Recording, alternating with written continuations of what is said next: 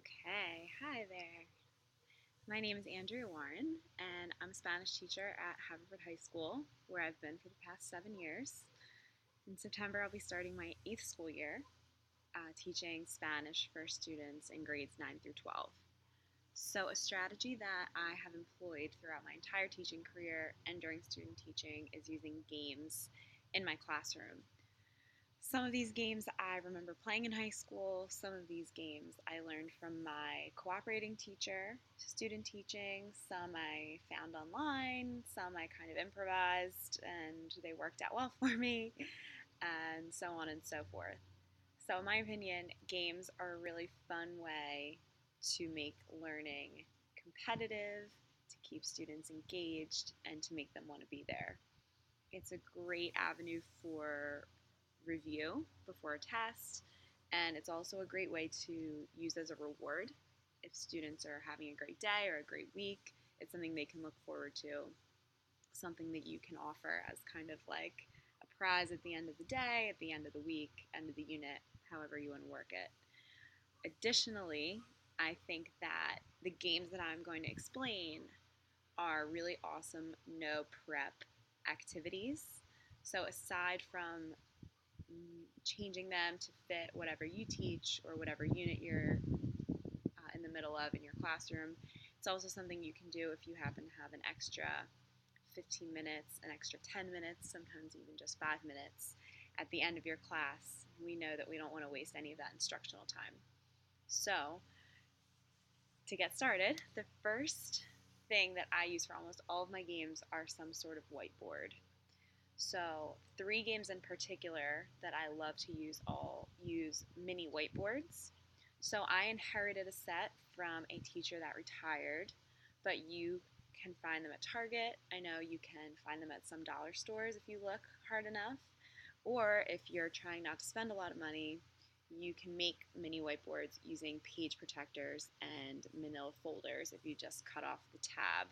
So, having a class set or even half of a class set, because you can use these in partners or in groups, they're an awesome resource and you will not regret spending the money or spending the time to make your own. So, I would highly recommend working on that. The first game that I use in my classroom all the time is called Table Wars. So, for this game, students are in groups, typically between 3 and 4 students, and they each have a whiteboard.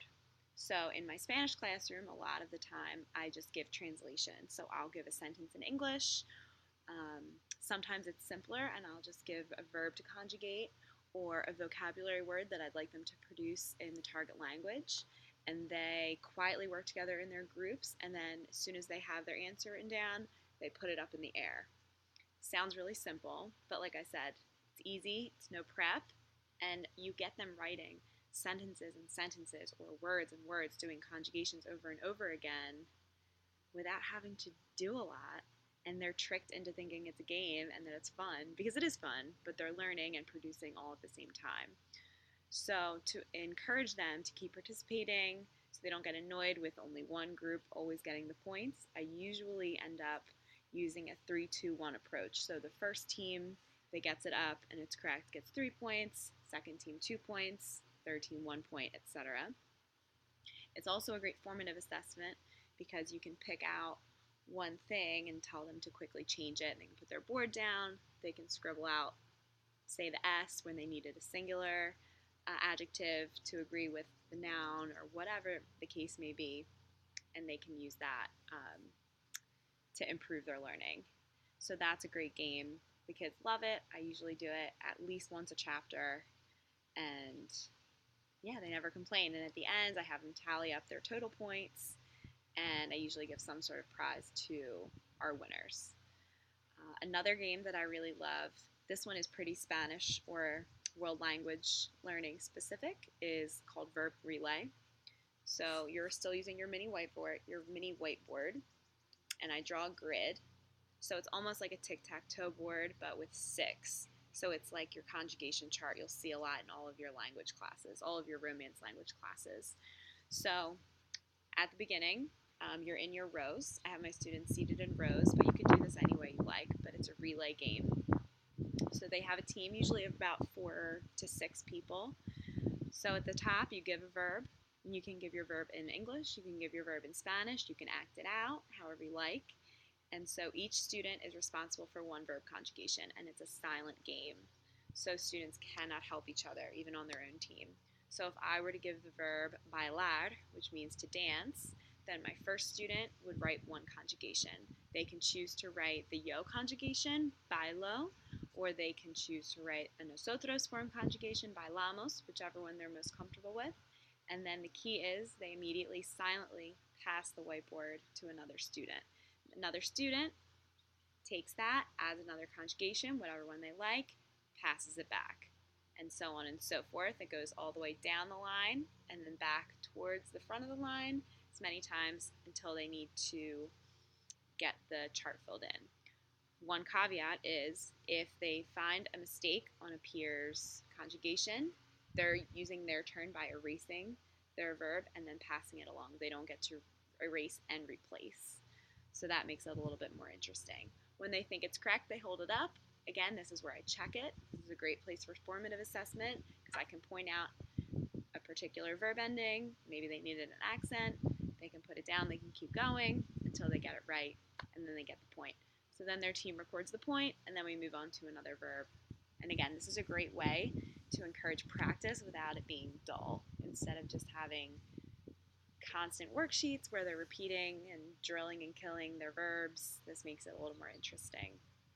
So another game that I love is called Backs to the Boards. So this is, instead of mini whiteboards, this is actually at the front of the room. You can do it at a blackboard. I'm not sure about using it on a smartboard because of the technology, but definitely on a whiteboard. So it's a very similar idea. Students, one from each team, usually teams of about 4 to 6 students. So you'll have about 4 to 6 areas on the board. Each team gets an area. They stand up there with their backs to the board, facing you, marker in hand. You give the verb conjugation that you want. You ask them a question, and they're going to be writing a response. You have them do a translation, anything you like. You say it. They turn around. They write it out on the board. First one done gets a point for their team. They're up out of their seats. The students at their seats are paying attention. They're cheering their teammates on. They're watching it. They're getting practice just watching it. And it's a great game, fan favorite overall. A few other games that I use are more related to vocabulary. So I do use Quizlet and I use cram.com, and they provide a lot of online vocabulary games that are awesome and kids can do in their free time. They can do it on their computers. My kids have Chromebooks one-to-one, but both of those are very user-friendly. Students can use them on their mobile devices, and they can use them anywhere. But in class, I like to use vocab cards that I make. So on cardstock, so for target language learning, it's best to go from an image to the target language instead of from target language to English. So I make cardstock cards with images or with symbols or anything that represents a vocabulary word in Spanish. And the students are familiar. I use them in PowerPoints for studying, use them on worksheets, so they've seen most of these before. And one of our favorite games is a mini fly swatter game. And so basically, students are sat with a partner, and that's actually who they're competing against. They put them all out on a desk, and the images, and then I stand in the front of the room and I simply call out words in Spanish. And so I'll call out the verb cantar, and they have to find the picture of people singing, and the first person to tap it takes that off the board and they get to keep that card. And then they continue on playing those games until all of the cards are done, and at the end, the person with the most cards wins the game. So we always do that one very early on because the students just need to interpret the language instead of producing the language, which is usually the first step. Before they're able to maybe produce the word, they're able to understand the word. So that's a game that we play just about every chapter as we get new vocab words.